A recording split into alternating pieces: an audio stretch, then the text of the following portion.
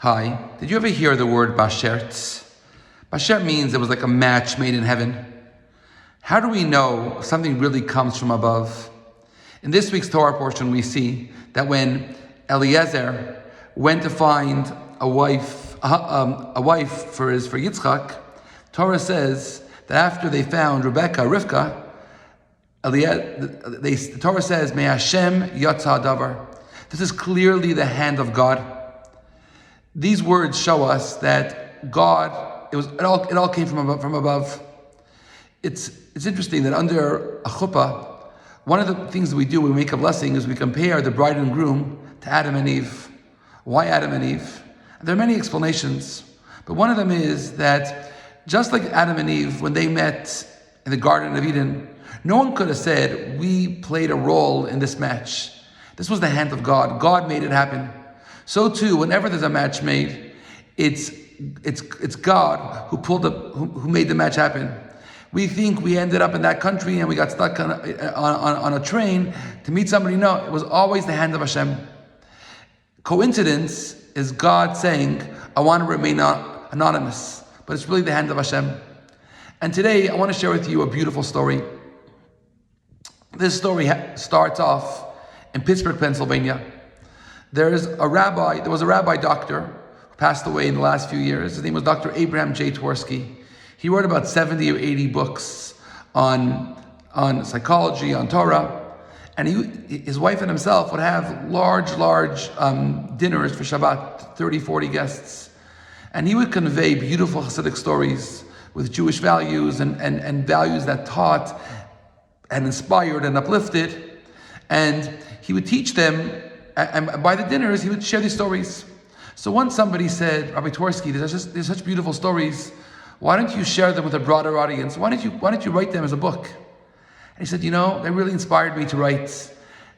And I'm going to write all the stories in a book. And he wrote a book called From Generation to Generation. That was his first book he wrote. I recommend reading the book. It's a fascinating book. And from then on, he went to write many, many, many volumes, many, many books. You won't find a Jewish bookstore today that doesn't have his books. This happened in Pittsburgh, Pennsylvania. Let's zoom over to Venice, California. There's a woman, her name is Marilyn. Marilyn went through a divorce, and she's a respected lecturer in sports nutrition. And one day, one of her colleagues gave her this book, From Generation to Generation. And she read the book, and she was very inspired to connect with her Jewish roots. And she got involved with a local Chabad house in Venice, California, and I was more and more connected, and started lighting Shabbat candles, started keeping Shabbat, started observing the laws of kosher. And one day, she was flying to give a lecture. And on the way back, her plane had a stopover in Pittsburgh, and the next plane to California was going to be delayed. The problem was that it was on a Wednesday, and Wednesday night was Shavuot, Thursday and Friday, and then was Shabbat. And on Sunday, her son David, who she took care of, was going to leave to camp. And she was so sure she was going to spend the last few days with David before he went to camp, and now she's delayed. But the problem is even more. She has nowhere to stay in Pittsburgh. She calls the rabbi back in her synagogue in Venice, says, listen, we'll take care of David, we'll take care of him the next 3 days, we'll send him off to camp. You just find the community in Pittsburgh and everything will be fine. She calls up Jewish organizations in Pittsburgh, but they were already closed for the holiday, because it was the day before the holiday. And she didn't really know anybody there. But then she remembered the book that she read by Dr. Twersky, and she decided she'll call him. The only number she could find is the hospital that he runs. So she calls the hospital and she asked for the director's personal number. Say, we can't give that out. That's personal information. She only had with her $20, $30 in her purse. And she took a last taxi to the hospital. When she got to the hospital, she asked for Twersky's number. So we can't give that out. She begged, listen, I have nowhere to go for the holiday. Please give me his number. Said, if you want, we'll give you his son's number. His son worked in the hospital.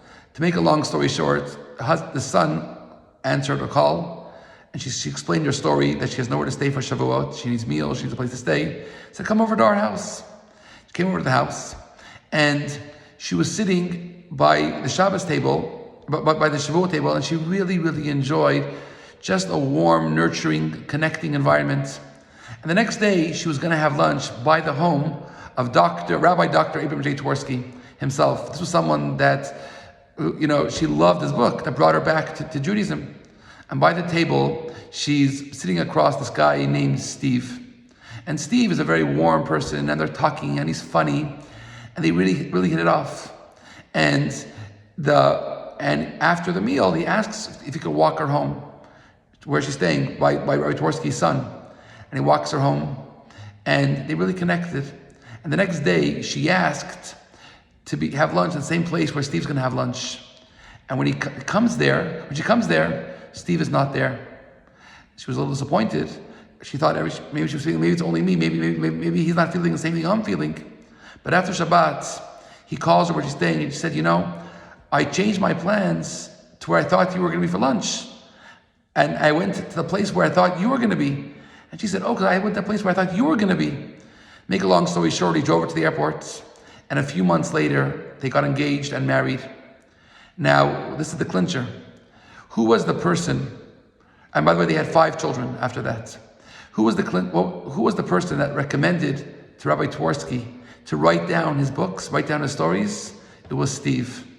So, whatever you think it was all part of God's plan, her being delayed in Pittsburgh, and Steve telling Rabbi Twersky to write the book down, all that was all part of God's plan. So we should realize that God has a hand in everything, especially in matchmaking. We do our part, but it's God orchestrating everything from above.